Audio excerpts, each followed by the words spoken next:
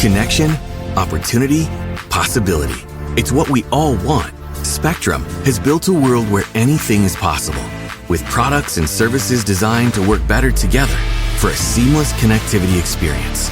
A connection to family and friends, a connection to education, and a connection to new opportunities. So there's no limit to how big we can dream. That's Life Unlimited. That's Spectrum. Welcome to Mind Love, episode 17.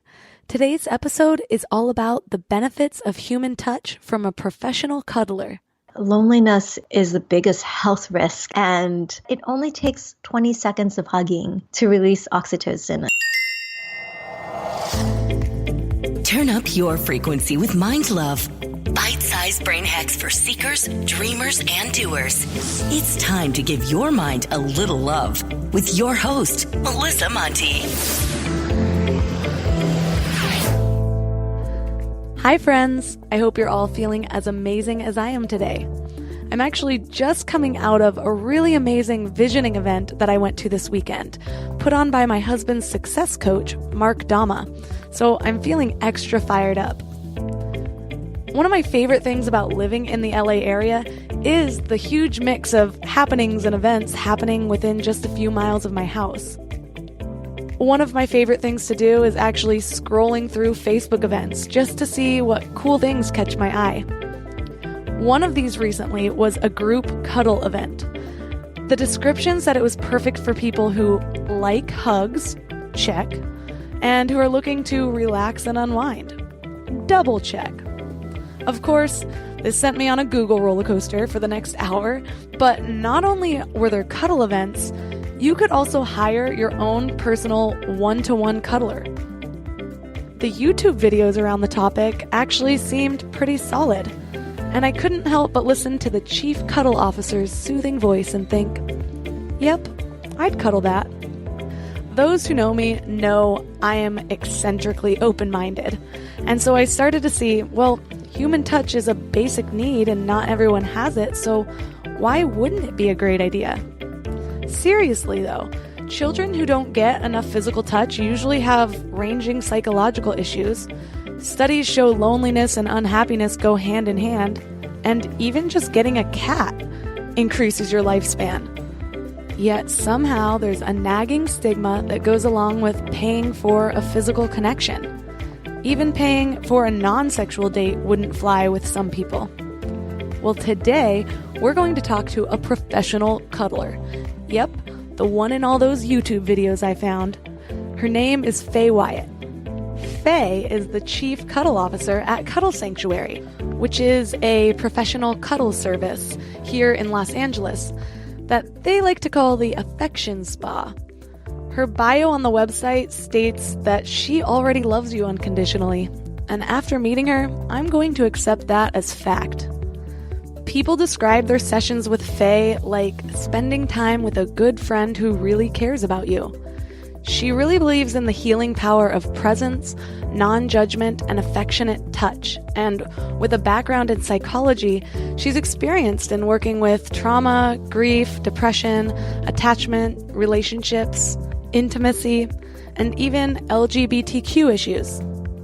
So today, 3 key things we'll learn are what it's like in the life of a professional cuddler, and don't worry, I dive into all those questions that you're dying to ask her, the scientific benefits of cuddling and human touch, and how you can develop deeper intimacy in your relationships, even if they're just platonic. Plus, Faye was kind enough to give me my own session, which I'll tell you all about. But before we dive in, I want to invite you to sign up for the Morning Mind Love. It's our email list where you get short daily reminders of your own beauty, worth, and power to start each day with a positive mindset and keep your vibes up between episodes. To sign up, visit mindlove.com and sign up right there on the homepage. Plus, you'll get some amazing free gifts when you do. Your first gift is our exclusive printable power lists, which is an awesome free booklet based on proven principles from the most successful people in the world and from some of our favorite guests. Second, you'll get a free guided affirmation meditation set at the miracle tone of the solfeggio scale. If you don't know what that is, it's a specific tone said to help attract love, health, and abundance into your life. Set along with these affirmations to rewire your neural pathways can be super powerful in making big transformations in your life. Listeners have been absolutely loving the Morning Mind Love, by the way, so be sure to head to mindlove.com to sign up and access your free gifts. If you're out and about and can't visit the website, just text the word morning to 33777. That's morning to 33777. I'll see you there. And now let's welcome professional cuddler Faye Wyatt to the show. Thank you for having me today, Melissa. I want to start out by asking, how did you get into professional cuddling? So I have a background in psychology, and I always knew that I had this sort of gift, if you want to call it that, for kind of really unconditionally accepting people. And I was always looking for a way to put that to use, to magnify it in some way. And when I first discovered professional cuddling as a job, it was like, the clouds opened up and I had found my calling. So it was, I wasn't sure that I could do it or that it would be the right fit for me. And so I just went to a cuddle event just to check it out. And in the very first event, just things clicked for me. I realized that I'm a high intimacy person. I've always been looking for more closeness, more realness, and more vulnerability in the world. And something about cuddling opens up that door. And I decided that, that's where I want to be. What types of jobs did you have before you got into the world of professional cuddling? I had a lot of nurturer type jobs. I was a teacher. So I taught preschool, and I was looking at becoming a marriage and family therapist. The people that hire a professional cuddler or go to the professional cuddling events, what problem is it solving for them? It really varies on the client, but I would say a large majority of folks who are coming to find our services are looking for connection. So lots of folks are feeling isolated, or they're just at the point where they're recognizing that there is something that they need in their life that they're not getting. And often it looks like relationships. So they'll come because they're recently divorced, they have lost a loved one. I have quite a few clients who have lost their loved ones to really tragic deaths, or just simply, coming to me from a breakup. And I think that's where that sort of loss is the most punctuated. But then there are also folks who just realize that they haven't been prioritizing connection in their lives because they're incredibly busy, incredibly career focused, and they know that they need to care for their own wellness. So that's where I meet most people, where they realize, you know what? Nobody's taking care of me, and I got to do something about that. As a society, we have a lot of personal boundaries. And when I was traveling the world, I realized that Americans are even a little bit more extreme than most other countries. We're known to have this protective bubble around us. When we start to break those boundaries, what are the benefits that human connection has on us as a whole? Oh, it's a really tricky thing because, touch, we really acknowledge now, is a huge physical and also emotional need. That it's not one or the other, it's both, right? And when we recognize that we are not getting touch, we still have a lot of shame around how we are able to access it. So my job, it really pushes people's buttons. The idea of paying for this sort of intimacy, right? Even though it's platonic, it does challenge this notion of where we're allowed to get it. Everybody accepts that touch and connection is important, and we somehow assign that to a romantic partner, right? So it's like the people who judge my work, I would say the most, are people who are getting their needs met through relationships. If you are lonely, if you need a hug, if you want somebody to hold you, the place that you're allowed to go to is your partner. And one night stands are a thing. You can do that, but you can't mix the two. And so the idea of like paying for touch is so challenging, and yet the benefits are huge. Let's start with just oxytocin. It takes 20 seconds of hugging to release oxytocin. The benefits of oxytocin is basically the opposite of any of the detriments of stress, because the number one job that oxytocin does is it decreases your cortisol levels, which is the stress hormone. And so along with that goes with decreased inflammation, better sleep, better heart health. If you can measure your heart rate variability, it's called HRV. It's a really good measure for your how well your nervous system is working. Oxytocin really improves that, and it helps your immune system. So there are a lot of these physiological benefits to human connection that comes from touch. Before we go deep today, I want to give you a little gift, and I want to give it to you every single day. It's called the Morning Mind Love.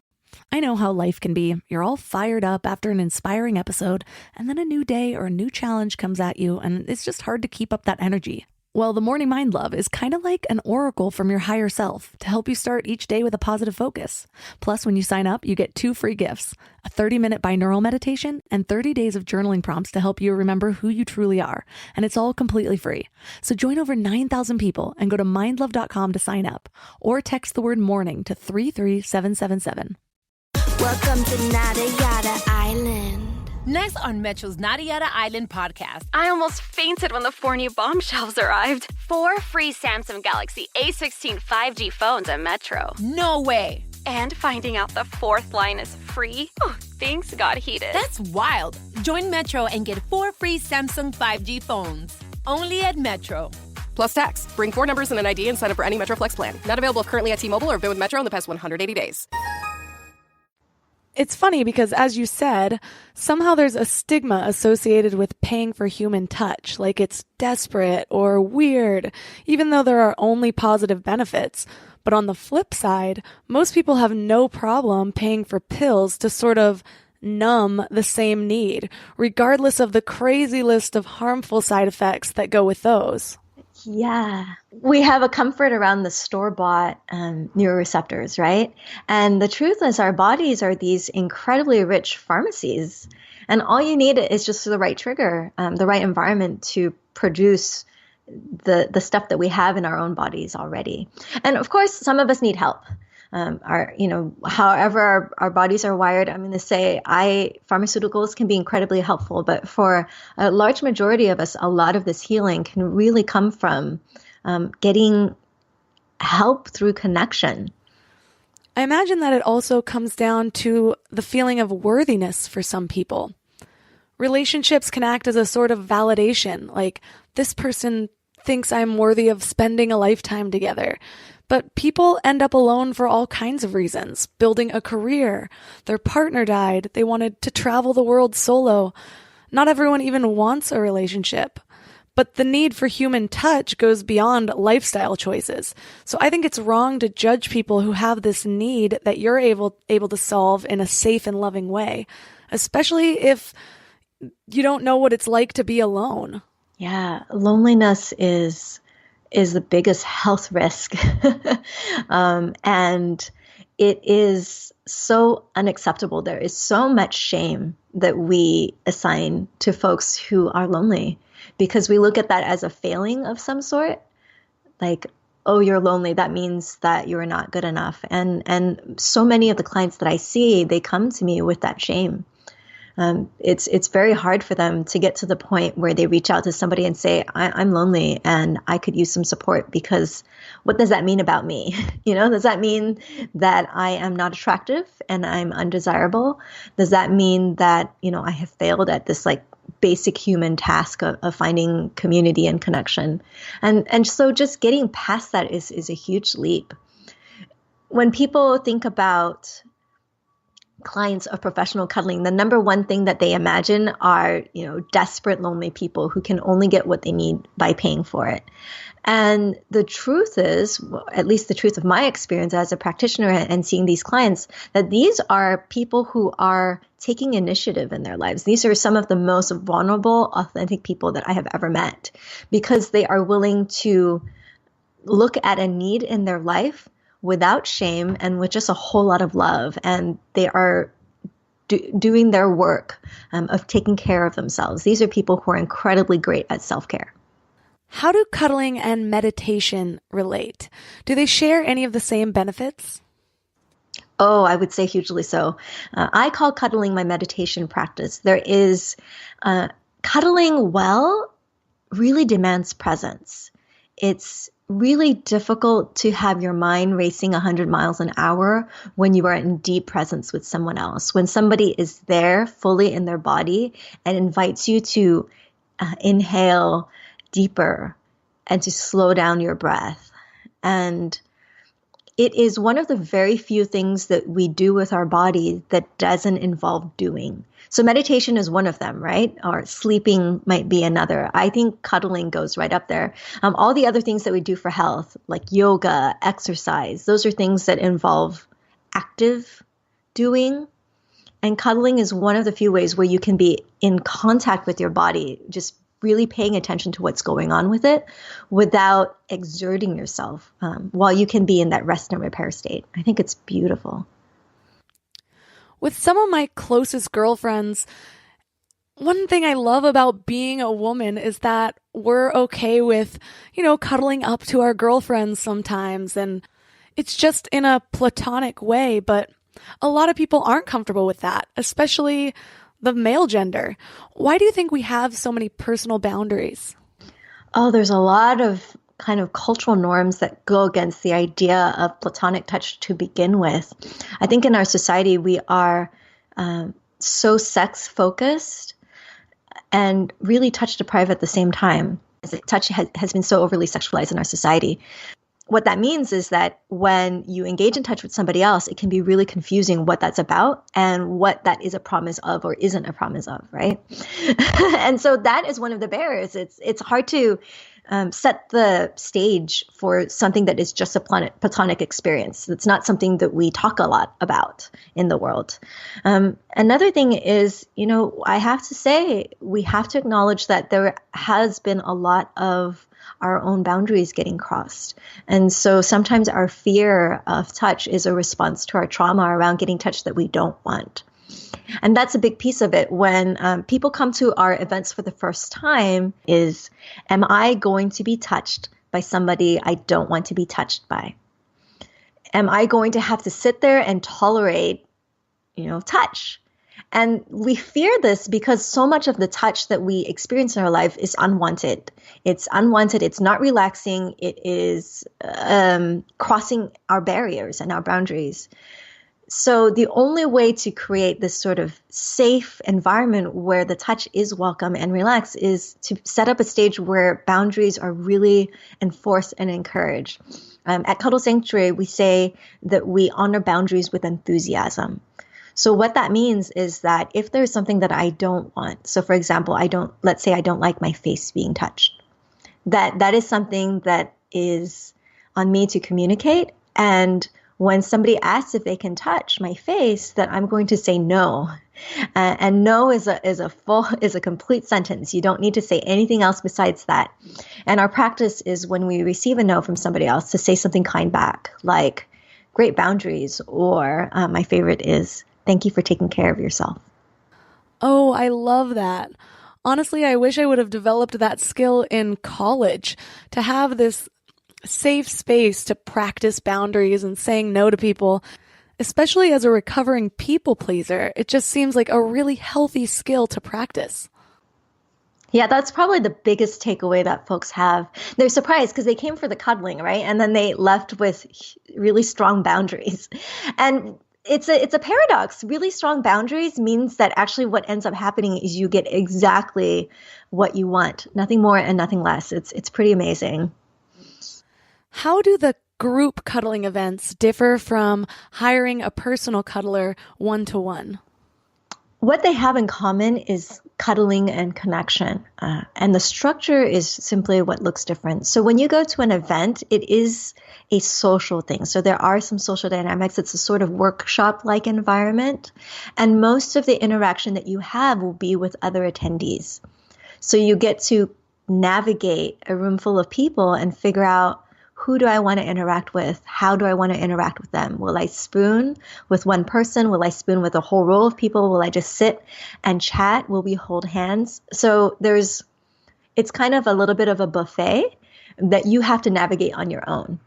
So if you're going to a group cuddle event, I imagine that both people are looking for that personal connection. And while I love the learning to speak your boundaries side, what does it feel like for the person on the other side? How do you recommend people avoid feeling rejected? It is a whole part of what we teach when folks come.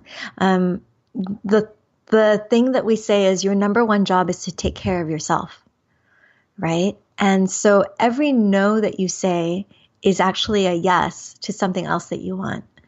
So we teach them not to take on another person's experience, because I think that's what we do all the time is we compromise our own happiness because we somehow have gotten the idea that it's our job or our responsibility to take care of how somebody else feels. And ultimately, that's our job. So it's actually a good practice on both sides of the coin where you are learning to speak your boundaries and also learning to respect other people's boundaries.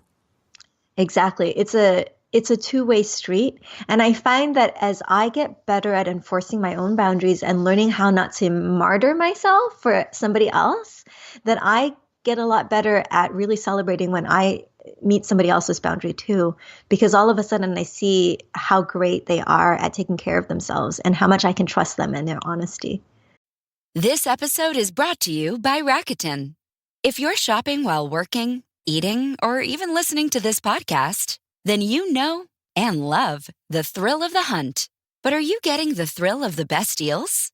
Rakuten shoppers do. They get the brands they love with the most savings and cash back. And you can get it too. Start getting cash back at your favorite stores like Samsung, Expedia, and Sephora. And even stack sales on top of cash back.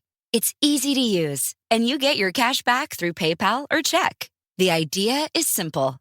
Stores pay Rakuten for sending them shoppers, and Rakuten shares the money with you as cash back. Download the free Rakuten app and never miss a deal. Or go to Rakuten.com to start getting the most bang for your buck. That's Rakuten. ¿Hablas español? Sprichst du Deutsch? Komm du noch? If you've heard that sound from Babbel before, I bet you do. Babbel is the science-backed language learning app that actually works. With quick 10-minute lessons handcrafted by over 200 language experts, Babbel gets you on your way to speaking a new language in just a few weeks. With over 16 million subscriptions sold and a 20-day money-back guarantee, just start speaking another language with Babbel. Right now, up to 55% off your Babbel subscription at babbel.com/Spotify podcast. Spelled BABBEL.com/Spotify podcast. Rules and restrictions may apply. Do you ever have couples coming into the cuddle events? Yes, we do. We do have couples who come, and they are, we say to them what your agreements are with each other while you're there. Some couples are happy to cuddle with each other and only each other while they're there, and we highly welcome that. That's great. And others are comfortable with other situations where they're happy to be in a room with, cuddling other people, or maybe they only want to cuddle other people together. As long as they communicate that beforehand so that there are no hurt feelings. Coming to a cuddle event is not a good time to renegotiate your relationship terms. That makes sense. I could see that ending pretty badly. Yeah, but almost everybody who shows up at a cuddle event is already pretty open-minded and pretty open-hearted. So it's usually a lot of connection to be found. You said that being a professional cuddler requires a lot of presence. Is it draining? Can you get burnt out? And if so, how do you counteract those feelings? Yeah, absolutely. The work of professional cuddling is part of a helping profession, for sure. And it does take a lot of emotional labor to really be present for folks. I mean, my clients come in and I hold them through some really difficult things. Many of my clients come from really troubled childhoods, and they carry their trauma in their bodies. And lots of my clients are going through really difficult things in their lives. Some of the things include, relationships that are failing. Some of them include relationships that have failed, people that they have lost, job situations that are tough. And my job is to sit there and hold it safely with them. So self-care is a big part of my own job as a professional cuddler. It's my job to get cuddled, because if I don't have somebody else taking care of me, then I am going to burn out so fast, and I'm not going to be able to be present for them. And they're not going to be able to trust me to hold all of the pain that they have, right? So yeah, I go to therapy. I take care of my body. I get plenty of rest. Part of my job is to not overschedule myself. It's a lot of work, but it's been the kind of work that has really challenged me to grow as a person in the way that I need to grow. And I can tell you, as a people pleaser, that is something that I have hugely benefited from. What other personal benefits have you gotten from being a professional cuddler? How do you see yourself from before compared to the ways it's changed you for the better now? Yeah. So the ways that I have grown, number one is definitely my communication skills around boundaries. I don't tolerate things in my life as much as I used to. And you'll be surprised how much we can tolerate. I don't say yes to things unless I'm a hell yes, or unless I'm very clear about what I am participating in, both in touch and also in everyday life. So socially, I'm a lot more honest about where I want to be, who I want to be around, what I want it to look like. And I'm a lot more compassionate in the way that I communicate that, because I don't wait until I have completely burnt out and I've been pushed too far before I speak up. So that's one way. Another way that I have grown in my life as a professional cuddler is just my relationship with my body. I'm in my body every day for my work, and I'll tell you, when I've had 2 days even without seeing clients, I noticed a difference, because it's such a meditative practice, holding such deep presence with somebody else while I'm in my body, while we're getting touch. When I don't have it, I can feel my brain getting cluttered again and my body sort of being out of sync. So there's a lot of physical and emotional wellness that's been built into my life as a professional cuddler. So that's been amazing. And I am much more honest and much more open-hearted. One of the challenges that you face as a professional cuddler is learning how to connect with anybody.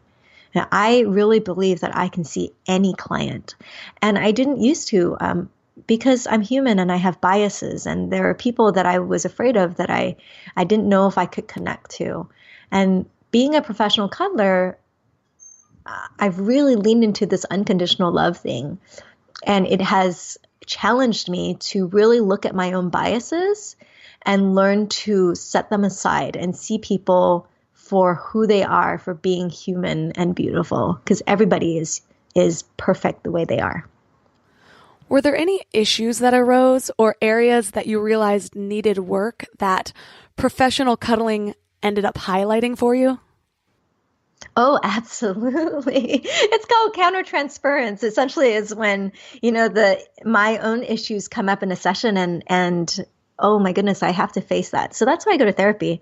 I have a desire to be seen a certain way. I want to be wise and known for my skills.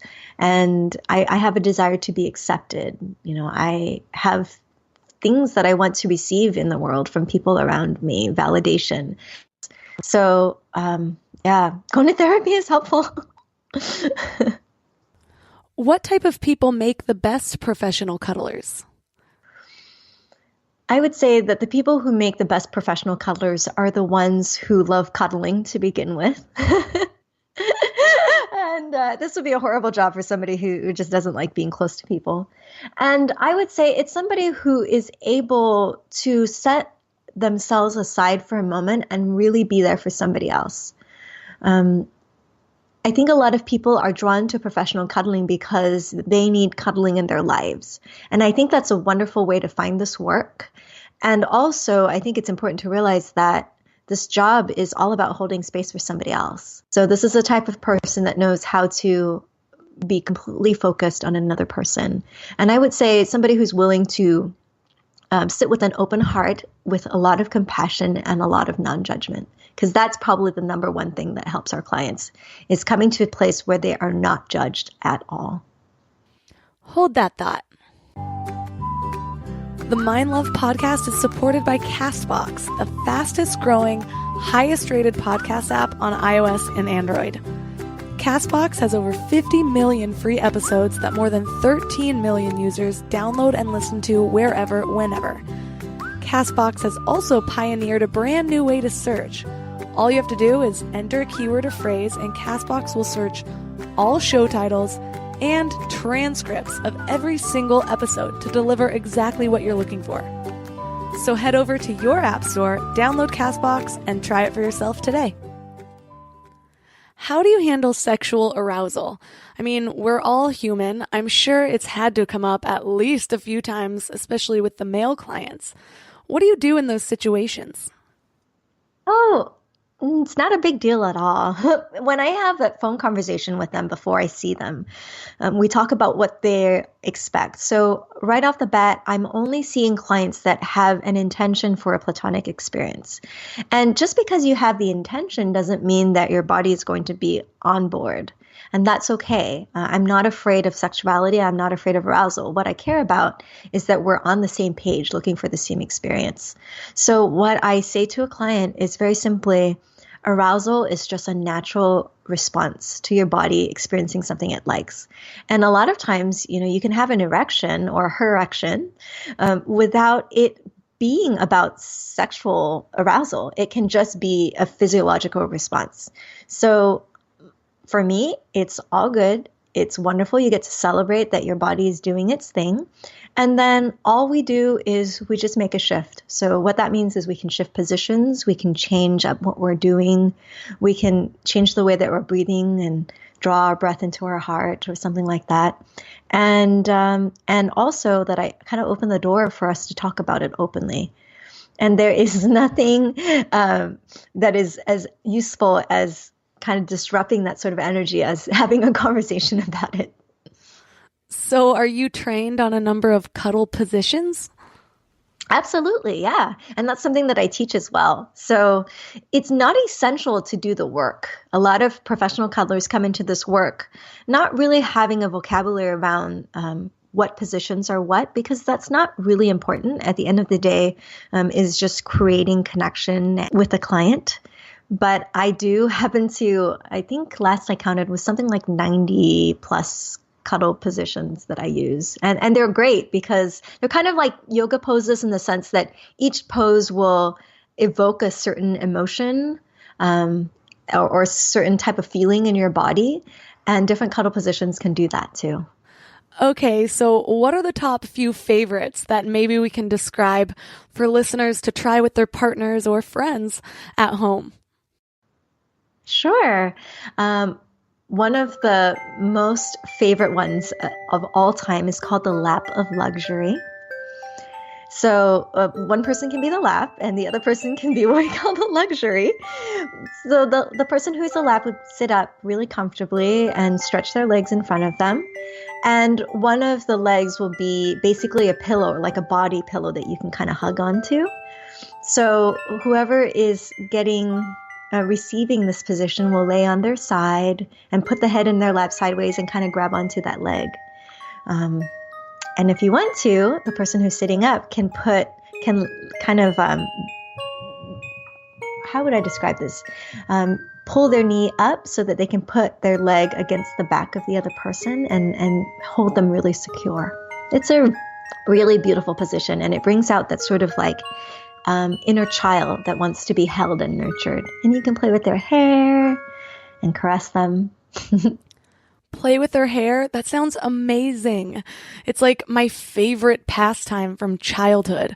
I still make my mom do it sometimes, to be honest. Or what our family called back tickling.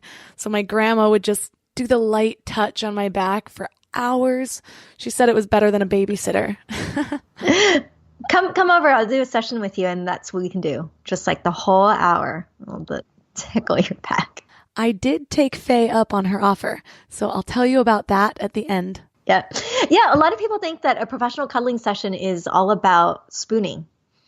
And they'll be surprised that it's not. Some clients come and we just sit and we chat. Maybe we hold hands, maybe we don't. Sometimes we just eye gaze in silence. Sometimes we do fun, like I've done these like fun little games that you play as a kid, kind of like the back tickling where you draw pictures on the back. Yeah, it's like a sandbox. So it's really more about just the human connection component rather than even a full body embrace. Yes, exactly. We really, consent is such a huge part of what we do. We really believe in creating an environment where, because it's all about you, you can be getting only exactly the kind of touch that you want. Nothing more and nothing less. That just sounds so liberating, because even in relationships, one person might come up to the other and you might wonder, oh, what do they expect right now? Am I in the mood for that? Or whatever it may be. But I'm never going to get that way with my dog, for instance. I know exactly what's expected of me in that relationship. Really, though. Sometimes you're allowing and sometimes you're receiving, right? So there's a give and take. That's why being able to go to a professional and say, this is a space just for me, that's really powerful. It's like you can have a conversation with a friend, but most of the time you're not going to spend your entire friendship just talking about you, unless you go to a therapist and pay them. So. I mean, I'm sure we've all had a few friends that didn't understand that's how the friendship wasn't supposed to go. When someone hires you, you said that you check to make sure you're both on the same page in regards to the needs. Are there any red flags for your own safety or to avoid an awkward situation? No, there are so many red flags. I don't know if we can go through the whole list. But generally speaking, when I see a client that is a good fit for the service, it is very apparent because sexuality is sort of not relevant. When somebody's coming to me for emotional healing, when they're coming to me because they're looking to relax, it just doesn't come up in conversation. And that's not what everybody's looking for. Some folks are looking for something different, which is also beautiful. They're looking for, a beautiful woman that they can connect with, that they can hold. If they, comment on my appearance a lot, there's something there that we can talk about. At this point in my career, I feel really comfortable seeing most anybody, but the conversation's really just about making sure that they're not going to be disappointed when they come into session with me. So I look for signs that they're able to talk about what they need clearly, because if they can't, if they're not able to articulate why they're seeking my service, a lot of the time it's because they do have some shame around their own sexual need and they're not able to voice it.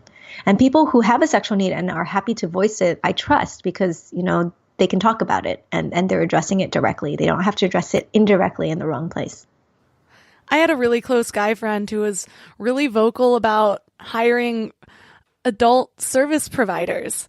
And first of all, something about just him being open with that started to change my view. But then coming to the realization that they were both getting exactly what they wanted from the encounter with no confusion, which can't always be said in relationships, especially in the beginning. I totally don't mean to directly compare that to what you do, but there are some similarities there. Yeah, I love that, that he knows what he needs. And that's the thing. There is no shame, right? He doesn't have any shame about paying for something. The agreement is so clear. And a lot of times when we realize that we need something, we put ourselves in these situations that get really murky. And we look for sex when that's not what we're looking for. What we really want is to cuddle. Or we get into relationships when what we really want is the touch.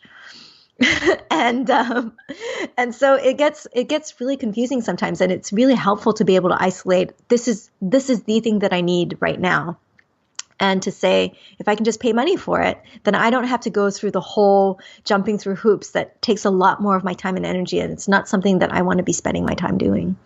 Yeah.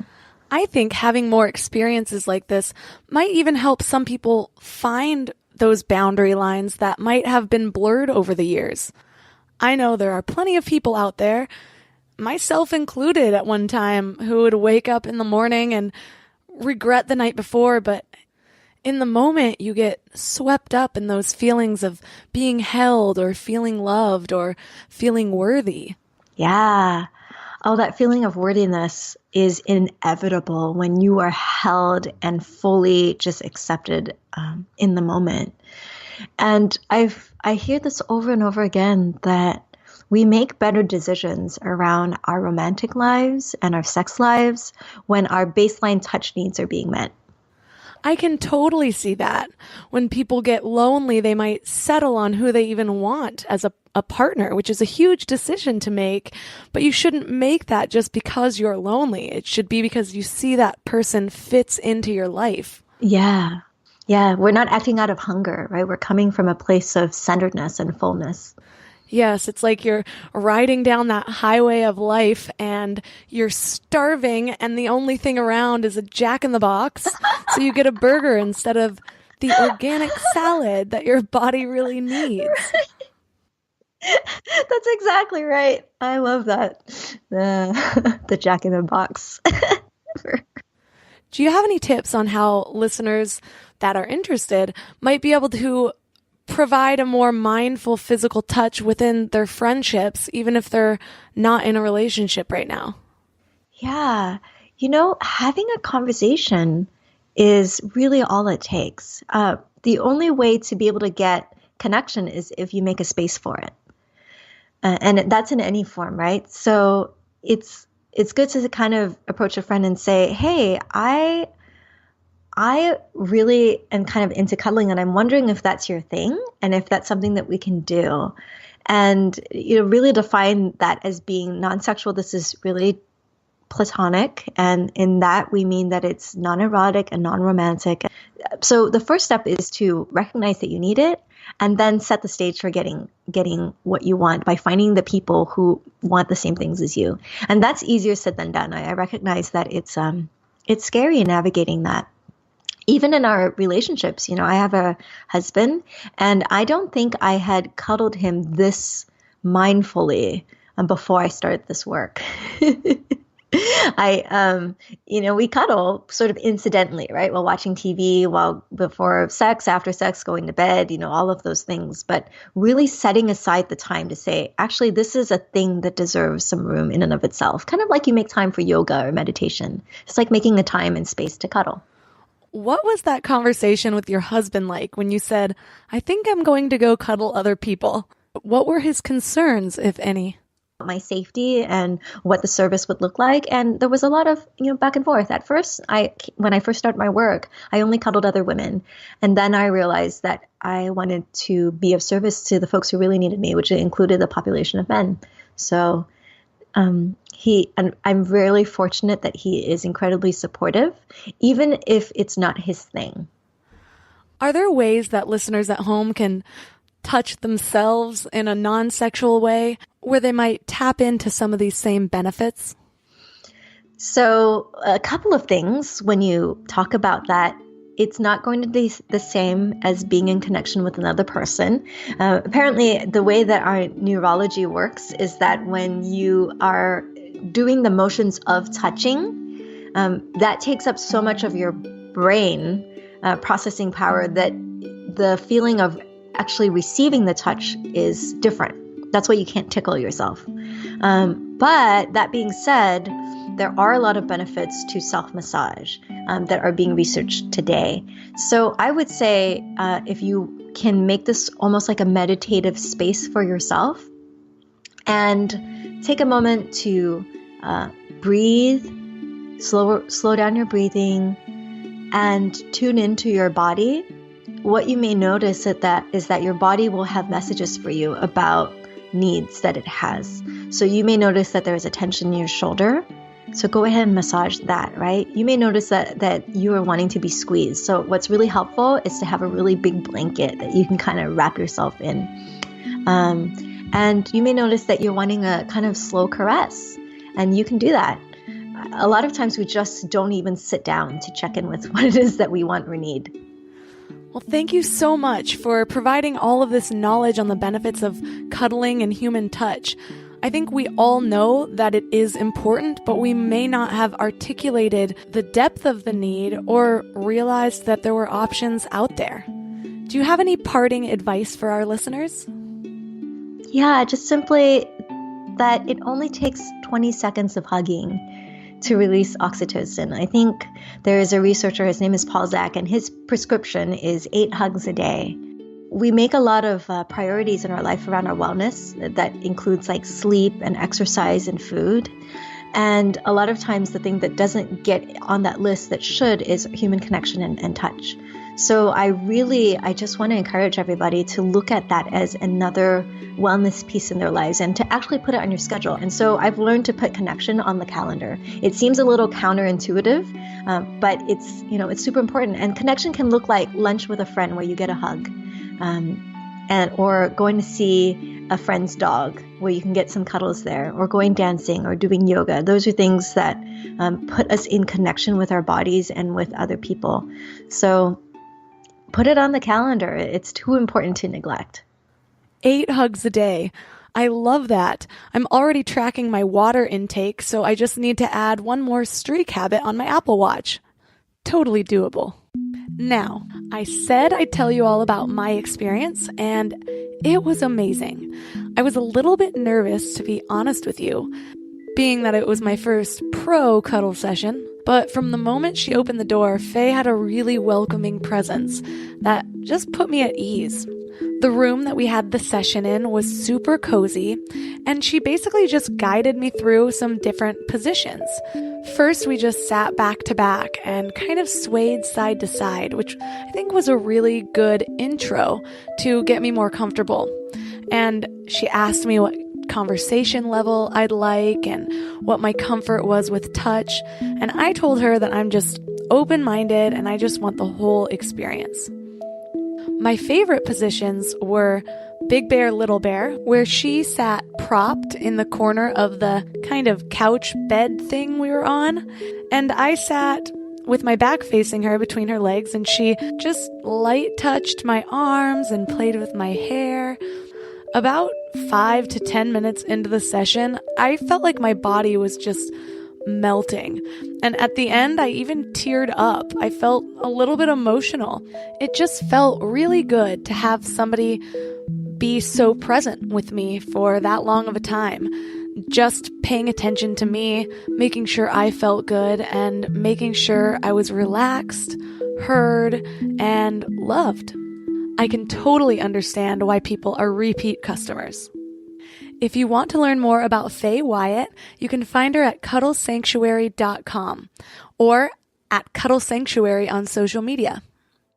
If you loved this episode, please make sure to subscribe, and if you have a moment, leave a review. They're super helpful for the growth of this podcast and to find more amazing guests like Faye.